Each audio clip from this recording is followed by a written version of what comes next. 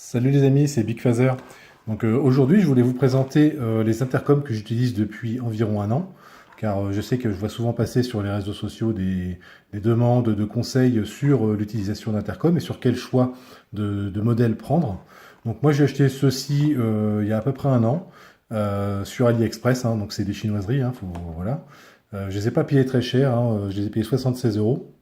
Donc comment dire donc voilà, je les ai depuis un an, je les utilise régulièrement.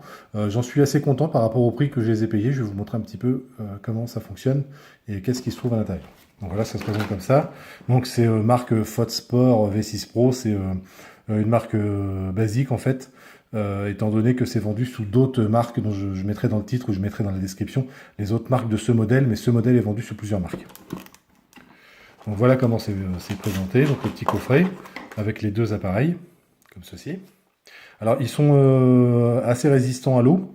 Moi, j'ai déjà pris plusieurs fois de la flotte en pilotant et effectivement, j'ai pas eu de problème d'interférence ou d'infiltration d'eau dedans. J'ai pas eu ce genre de souci, quoi. Donc, c'est quand même assez costaud. C'est quand même, malgré que ce soit de la chinoiserie, c'est quand même de la chinoiserie de qualité. C'est un peu antagoniste. Donc, on a avec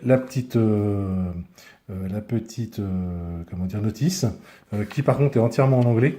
Donc, moi, pour pas me faire avoir, j'ai rajouté des petites annotations, je vous expliquerai comment ça fonctionne tout à l'heure. Donc le petit casque, voilà. Donc il y a une bonne façon de l'installer dans son casque de moto, hein. Le mieux c'est de le mettre sous les mousses, je vous montrerai sur mon casque tout à l'heure, pour éviter que ça loche un peu les oreilles en fait, quoi. Sinon on risque de à force, ça compresse un peu les oreilles et ça peut être un peu désagréable. Donc les câbles de chargement via prise USB. La petite patte de fixation qui va se fixer dans le casque. Donc ça va entre la coque et la mousse du casque. Ça reste à l'extérieur. Et donc forcément, ça vient se clipser dessus comme ceci. C'est très simple, hein, en fond de teint. Voilà. Bon, après, vous avez des petites mousses autocollantes supplémentaires, des petites pattes de fixation supplémentaires. Bon, en plus, j'avais une deuxième patte comme ça pour le deuxième. Elle est fixée sur mon casque, je la laisse en permanence. Voilà. Je vais juste garder le casque. Voilà. Alors, pour les appairer, c'est pas compliqué. Il y a un coup à prendre. Donc là, vous avez un petit bonhomme là, à moto dessus. Ça, c'est le bouton on. Donc vous appuyez en même temps sur les deux sur le bouton on. Comme ceci. Jusqu'à ce que ça clignote bleu et rouge les deux en même temps. Voilà, comme ceci. Donc là, ils sont en recherche d'appairage. Ensuite, vous rappuyez une fois sur le petit bonhomme. Donc là, il recherche l'appairage. Il va chercher. Hop, voilà. Il a trouvé, ils sont appairés, ils sont connectés, ils clignotent en même temps. Il peut y avoir un léger décalage entre les deux, mais quand il en arrive à cette étape-là, c'est qu'ils ont trouvé l'appairage tous les deux. Même principe pour le téléphone, quand ils trouvent l'appairage du téléphone, c'est comme ça. Mais c'est plus simple sur le téléphone, parce qu'on peut faire défiler les options sur son téléphone. Donc ensuite, on fixe le petit comment dire, casque dessus.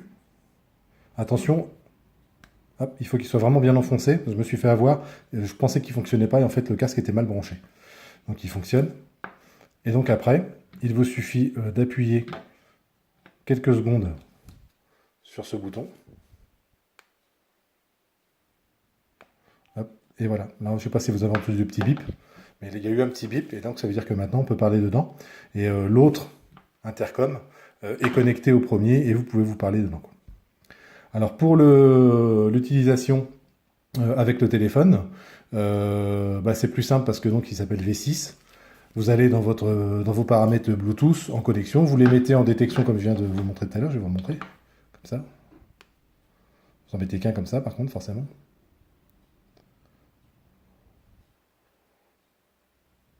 Voilà. Et là, il recherche à s'appairer, vous avez votre téléphone qui va le détecter, vous demandez l'appairage sur votre téléphone, et il va se mettre à clignoter en bleu une fois que l'appairage sera trouvé, comme celui-ci. C'est simple, c'est encore plus simple que pour les mettre tous les deux ensemble.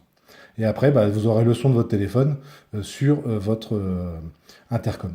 Alors, je vais les éteindre.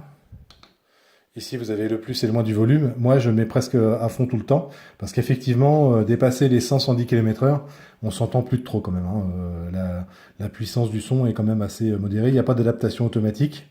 À ce prix-là, il fallait pas trop en demander non plus. Vous voyez marqué B, C, D, E, c'est pour pouvoir appairer 4 autres intercoms. Ces intercoms peuvent marcher à 6 appairés ensemble. Donc si vous êtes une bande de potes, vous achetez tous le même.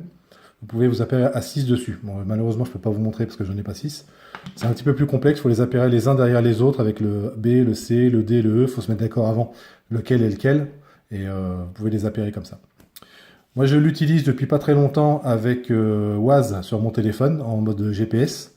Et franchement, je suis bluffé de comment ça marche bien, quoi. Ça marche vraiment bien. C'est un vrai plaisir à utiliser. Bon, forcément, ça consomme pas mal de batterie sur le téléphone, hein, Waze, surtout si on fait des longs trajets. Mais ça marche très très bien. La voix est bien claire et tout. Ça rate pas le signal GPS est bien capté, ça pose pas de problème. C'est bien transmis.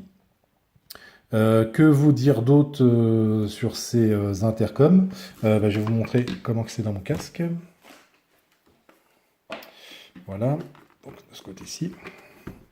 Donc la petite patte de fixation, voilà, ici. Donc je viens coller le truc ici et le fil, je viens le coller dedans comme ça, bien dedans, bien enfiché dedans. Donc vous voyez, je ne sais pas si vous arrivez à voir. Peut-être pas, je me mentir peut-être là. Je vais essayer, non, on va pas voir, ça va être merdique. On va peut-être juste voir le micro. Ok, ici, voilà. Donc je l'ai passé dans la mousse, il est ici, hein. Je l'ai passé dans la mousse.